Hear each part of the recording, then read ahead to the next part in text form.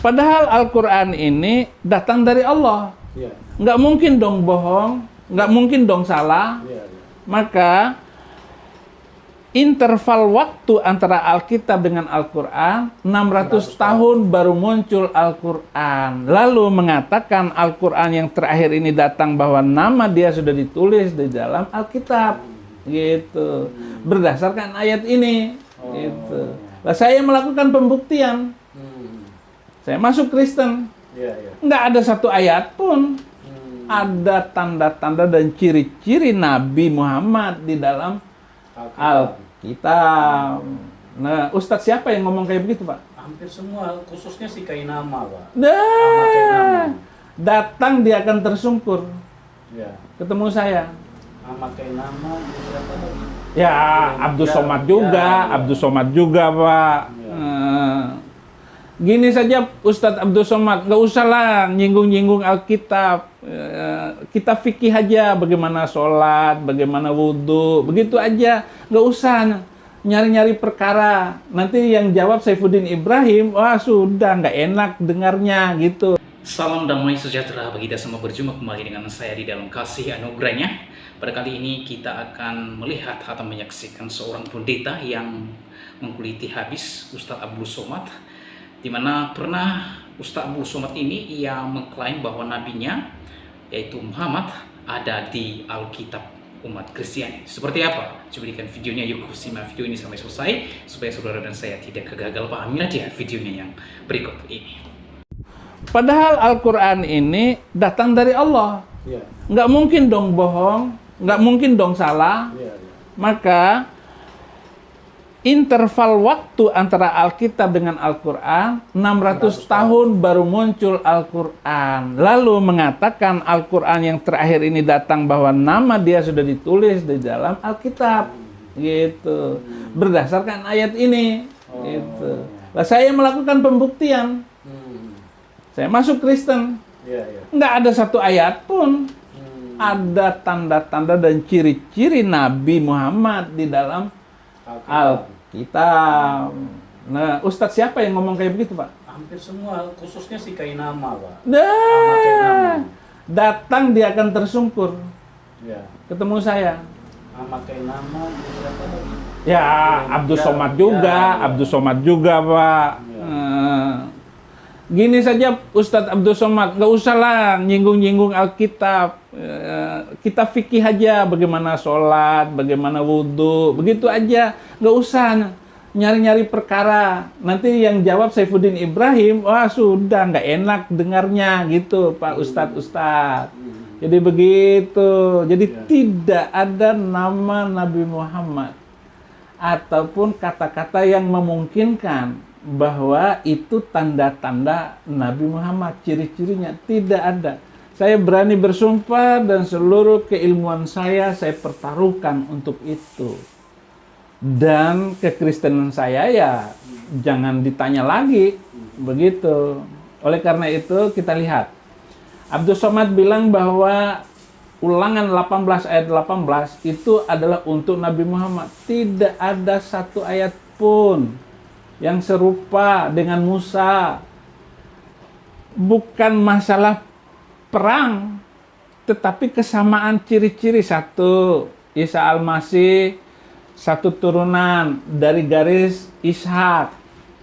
Jadi Yesus dengan Musa sama. Musa Bani Israel, Yesus dari Bani Israel. Nah, Yesus melakukan mukjizat-mukjizat besar. Musa membelah laut, gitu. Bukan membelah bulan. Membelah laut itu ada fungsinya. Kalau membelah bulan, apa gunanya? Itu yang harus diperhatikan, saudara-saudara. Nah, sekarang kita lihat Alkitab. Mazmur 147 ayat 19 dan 20. Ia memberitakan firman-Nya kepada Yakub, ketetapan-ketetapannya dan hukum-hukumnya kepada Israel. Ia tidak berbuat demikian kepada segala bangsa, dan hukum-hukumnya tidak mereka kenal. Allah tidak pernah memberikan semacam itu firman-Nya kepada bangsa-bangsa. dan mereka tidak mengenalnya. Hanya diberikan kepada Israel. Dan firman Tuhan itu, Yesaya 2, ayat 2 dan 3. Akan terjadi pada hari-hari yang terakhir, gunung tempat rumah Tuhan akan berdiri tegak di hulu gunung-gunung dan menjulang tinggi di atas bukit-bukit. Segala bangsa akan berduyun-duyun ke sana, dan banyak suku bangsa akan pergi serta berkata, "Mari kita naik ke gunung Tuhan, ke rumah Allah Yakub, supaya Ia mengajar kita tentang jalan-jalannya, dan supaya kita berjalan menempuhnya. Sebab dari Sion akan keluar pengajaran dan firman Tuhan dari Yerusalem." Akan terjadi hari-hari yang terakhir. Fenomena terakhir, kata Bapak tadi. Akan terjadi sekarang ini. Orang akan berduyun-duyun mencari pengajaran itu. Itu naik ke gunung Tuhan. Naik ke gunung Tuhan itu memuliakan Tuhan dengan roh dan kebenaran. Dan dia mulai sadar bahwa hidup di dunia ini yang tidak ada gunanya. Nggak perkasa lagi. Kita akan perkasa karena firman Tuhan. Dan kita akan mengikuti pengajaran. Sebab firman Tuhan datang dari Yerusalem. Tidak datang dari Gunung Sindur. Tidak datang dari Gunung Bromo. Datangnya dari Yerusalem. Kota keselamatan. Kota kedamaian. Orang hidup damai di kota itu. Firman Tuhan datang dari kedamaian, bukan keributan. Yesus tidak pernah bawa pedang. Jangankan pedang, pisau dapur saja nggak pernah dibawa untuk nakutin orang. Amen. Ada ustaz bilang, itu Yesus bawa pedang. Baca pakai otak. Jangan pakai emosi. Hanya karena ingin ngelawan omongan saya, Saifuddin Ibrahim ngawur, ini ayatnya Yesus bawa pedang. Baca lagi. Yesus nggak pernah bawa pedang. Baca dulu Ustadz. Mu'alaf. Bukan alap-alap, mu'alaf. Jadi firman Tuhan datang dari Yerusalem. Yang ketiga, firman Tuhan itu hanya dipercayakan kepada orang Yahudi, kepada Israel. Roma 3 ayat 1 dan 2. Jika demikian, apakah kelebihan orang Yahudi dan apakah gunanya sunat? Banyak sekali dan di dalam segala hal. Pertama-tama, sebab kepada merekalah dipercayakan firman Allah. Hanya Yahudi yang dipercayakan firman Allah. Mana ada kepada bangsa lain? Tidak ada. Kalau ada, saya ikut lagi agama itu. Saya masuk dengan tulus dan murni hati. Dan tidak dipengaruhi oleh siapapun. Sama ketika saya masuk Kristen. Tidak ada yang mempengaruhi saya. Tetapi luar biasa firman ini yang membuat saya terpukau dan terpesona dengan keindahan, kebaikan, kasih yang datang dari orang Yahudi. Amen. Itu Yesus Kristus. Haleluya. Yohanes 4 ayat 22. Kamu menyembah apa yang tidak kamu kenal. Kamu menyembah apa yang kami kenal, sebab keselamatan datang dari bangsa Yahudi. Keselamatan datang dari bangsa Yahudi. Enggak bisa datang dari... Bapak asli mana, Pak? Sulawesi. Saya juga sudah ke Sulawesi. Sudah ke Sulawesi. Enggak datang dari Sulawesi. Sudah harga mati ya Pak ya? Bangsa Yahudi ya? Yahudi datang keselamatan. Bangsa lain datangnya kecelakaan. Itu celaka melulu. Tetapi Yahudi mengajarkan yang luar biasa. Yang bikin lampu sorot ini Yahudi. Thomas Edison. Yang membuat laptop Yahudi. Yang bikin apa? Yahudi. Bikin pesawat terbang Yahudi. Lah kalau nggak ada Yahudi yang bikin pesawat terbang, naik haji pakai onta, nggak bisa. Jadi Yahudi datang keselamatan dari segi dunia saja. Amin. Yang bikin HP, yang bikin Facebook, Yahudi semua. WA, Yahudi. Yang menemukan WiFi, Yahudi. Wanita lagi. Gitu. Bukan menemukan kucing. Kalau kucing mah sudah ada dari dulu. Jadi keselamatan datang dari bangsa Yahudi. Nah, inilah yang saya perhatikan yang luar biasa dari firman Tuhan ini. Wahyu 22 ayat 18. Aku bersaksi kepada setiap orang yang mendengar perkataan-perkataan nubuat dari kitab ini. Jika seorang menambahkan sesuatu kepada perkataan-perkataan ini, maka Allah akan menambahkan kepadanya malapetaka-malapetaka yang tertulis di dalam kitab ini. Ya.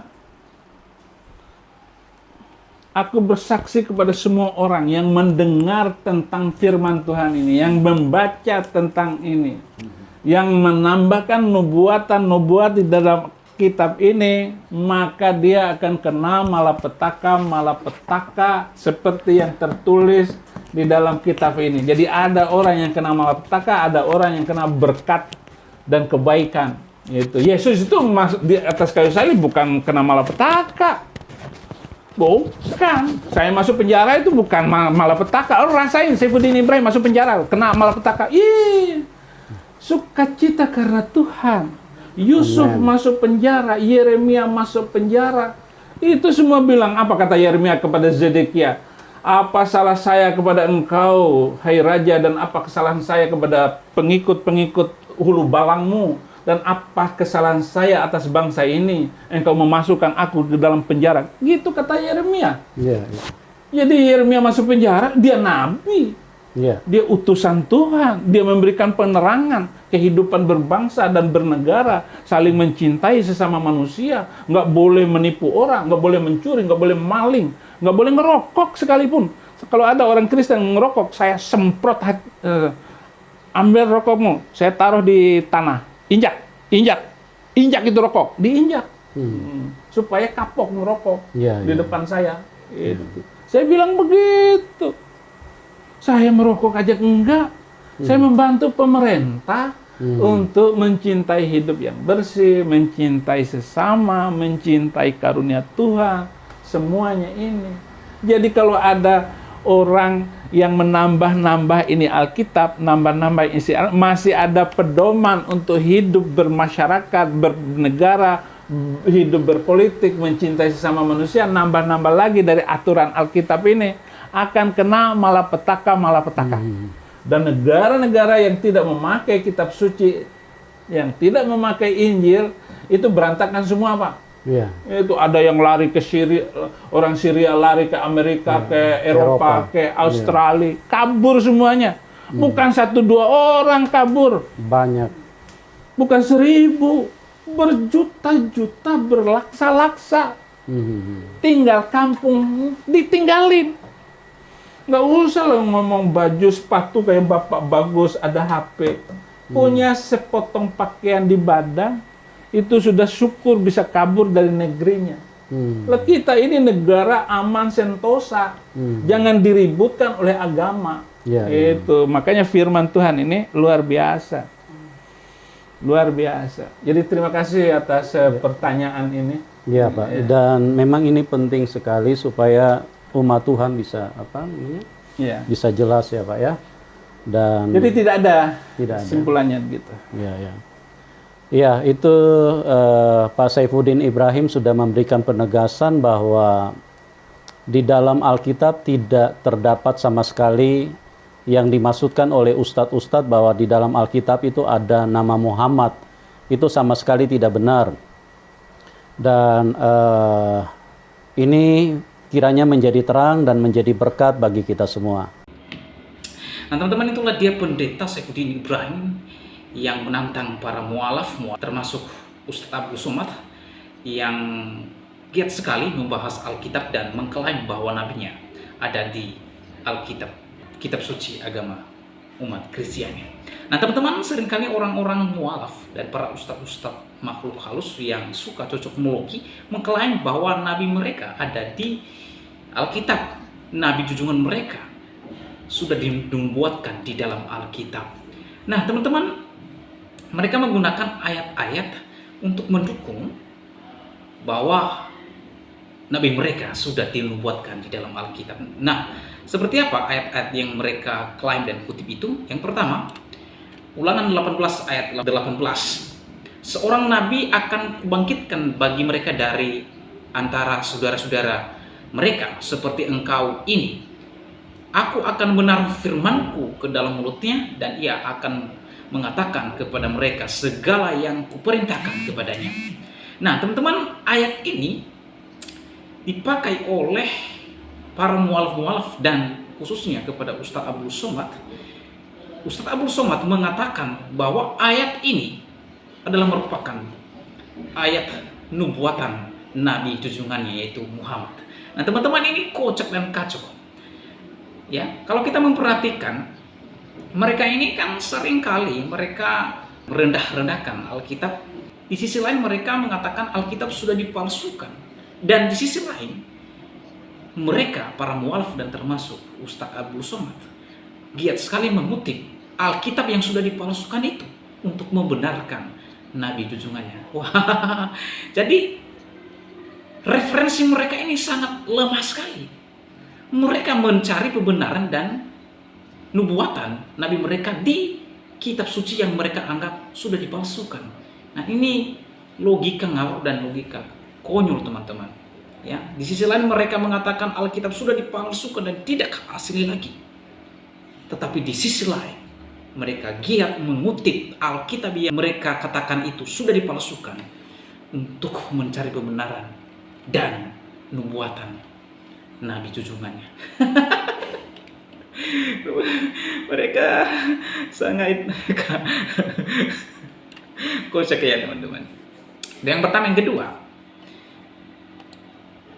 Yesaya 29 ayat 12. Dan apabila kitab itu diberikan kepada seorang yang tidak dapat membaca dengan mengatakan, baiklah baca ini, maka ia akan menjawab, aku tidak dapat membaca. Wah, ya. Nah, ayat ini Ustadz Kainama, si penghujat itu, ia terus mengklaim dan bahkan ia mengibuli para ulama-ulama, ya, bahkan sampai menangis seorang ulama atau ustadz ketika ia membaca ayat ini. Ia mengatakan bahwa di Yesaya pasal 29 ayat 12 itu adalah merupakan nubuatan nabinya yang tidak membaca, katanya. Nah, teman-teman, kalau Anda mau menyaksikan videonya ada di channel ini, ya, sudah 700.000 lebih ditonton atau diputar, ya, video tersebut. Di sana Ustadz Kainama berhasil membuat para ustadz menangis ketika membaca ayat ini. Dan ustadz itu dia membaca. Dan apabila kitab itu diberikan kepada seseorang yang tidak dapat baca dan mengatakan, baiklah baca ini, maka ia akan menjawab, aku tidak dapat membaca. Dan ustadz itu menangis. Gimana ya? Bahwa oh ya, cocok untuk ya disematkan kepada Nabi junjungannya. Tapi bagi orang-orang yang sudah belajar Alkitab, ini ocehan Ustadz Kainama ini dijadikan sebagai bahan tertawaan dan bahan ketahuan, teman-teman. Ya, memang ayat ini Ustadz Kainama mengklaim ini nubuatan kepada nabinya. Tetapi saya katakan ini sangat memalukan sekali orang-orang seperti ini. Mencari kebenaran pada kitab suci yang sudah dipalsukan. Ya. Mereka mengatakan Ustadz Kainama ini Alkitab itu tidak asli lagi. Mereka sudah diubah-ubah dan kitab mereka itu sudah diubah-ubah oleh para pendeta dan lain sebagainya. Tetapi mereka sangat giat mencari kebenaran dan mencari nubuatan Nabi junjungan mereka di Alkitab. Kenapa? Karena tidak ada nubuatan nabinya di kitab sucinya. Jadi untuk mencari kebenaran supaya diakui, mereka mencari kebenaran di kitab suci yang sudah dipalsukan. Ini kocak dan konyol dan sangat memalukan. Ya. orang-orang seperti ini. Oleh sebab itu teman-teman, bagaimana tanggapan dan pendapat saudara setelah menyaksikan videonya? Yuk berkomentar di kolom komentar, dan berharap komentar saudara komentar yang membangun, yang mengedukasi kita semua. Demikian video saya kali ini, sampai bertemu di video saya selanjutnya. Tuhan Yesus memberkati kita semua. Shalom.